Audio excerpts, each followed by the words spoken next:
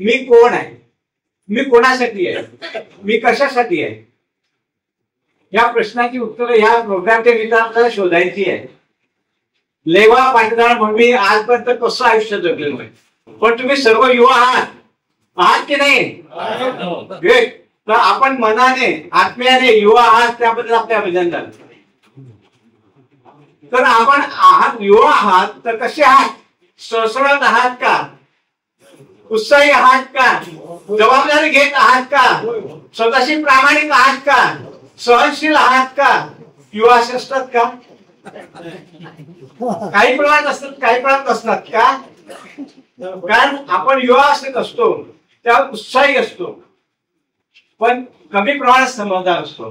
पण आपण जेव्हा समजदार होतो तेव्हा आपण कमी उत्साही होतो आणि जास्त समजदार होतो असं आपण म्हणून घेतो. पण खरंच समजदार होतो का? असं काय होतं की वाढत्या वयानुसार मी जबाबदारी घेत नाही समाजाची, मी केवळ कुटुंबाची जबाबदारी घेतो. मग कुटुंबाची जबाबदारी घेतो तर काय होतं? मुला मुलींचे लग्न खरंच चांगले होतात का? खरंच चांगले होतात का? खरंच ते आनंदाने नाचतात का? नातवांना मी संस्कार देतो का? माझ्या मुलांना खरंच चांगले संस्कार देतो का? मग हे प्रभावी होतात का संस्कार? मग या बाबतीत आम्ही कुठे आहोत आणि का मागे आहोत? म्हणजे पुढे गेलेलो आहोत तर कोणत्या बाबतीत पुढे गेलो, कोणत्या बाबतीत मागे ओढले जात आहोत? आज आपण ह्या कार्यक्रमाच्या निमित्ताने स्थानिक लेवा पाटीदार मंडळ कसं निर्माण करायचं, आपण कसं योगदान देऊ शकतो याची पार्श्वभूमी निर्माण करण्यासाठी आलेलो आहे. म्हणजे पार्श्वभूमी म्हणजे नेमकं काय? पार्श्वभूमी म्हणजे आपले असलेले विचार आणि आपल्या असलेल्या भावना आणि आपलं असलेलं कार्य यामधून निर्माण झालेली स्वतःची भूमिका म्हणजे पार्श्वभूमिका. मग काय म्हणलाय मंडळामध्ये, जाऊ दे काय पडलंय त्या कार्यक्रमामध्ये, काय त्यांना कामधंद्याने घेतला ते आपल्याला वापरून घ्या. ह्या भूमिकेतून आपल्याला बाहेर यायचं आहे का? मग आपण काय करणार याच्यासाठी? त्यासाठी आपण काय करणार? आपल्याला आज डोकावून पाहायचंय मनामध्ये. आपण नेहमी समाजात डोकावून पाहतो, इथे काय चाललंय, त्याच्या घरात काय चाललंय, हिचं काय चाललंय, त्याचं काय चाललंय. मग आपल्या गप्पा कोणती असतात? याचं असं झालं, त्याचं तसं झालं. पण तुमच्या घरात काय झालं? तुमच्या मनात काय झालं?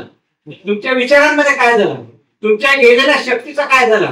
तुम्ही समाजासाठी स्टँड घेतले, समाजासाठी हृदय होतं की समाजासाठी शक्ती होतात नाही, समाजासाठी कार्य होतात नाही. मग तुम्ही पॉवरफुल होणार आहात का? मग आपली पॉवर आपण कशी आणू शकतो?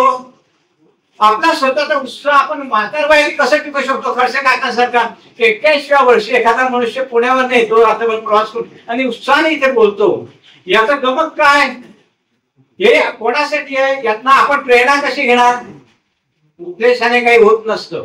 आपण आपल्या मुलांना किती उपदेश देतो? आपण आपल्या नवऱ्याला काय बायको म्हणून नवऱ्याला काय नवरा बायकोला किती उपदेश देतो की नाही? रोज सूचना येतो की खरंच त्याचा प्रभाव पडतो का? मग आता इथे समाजात घडवायचा आहे. आणि समाज का घडवायचा आहे? कारण ते माझं कर्तव्य आहे, माझी आध्यात्मिकता आहे, माझी आध्यात्मिकता आहे, माझी धार्मिकता आहे.